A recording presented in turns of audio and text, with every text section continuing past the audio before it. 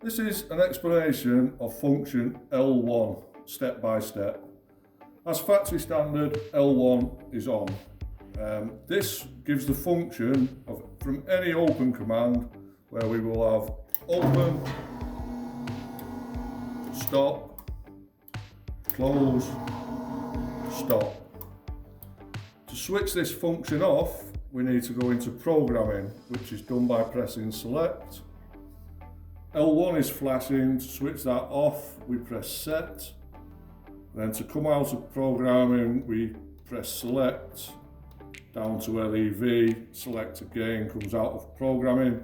You'll now see L1 is off. This has removed the stop function, so we now have open, close, open, close.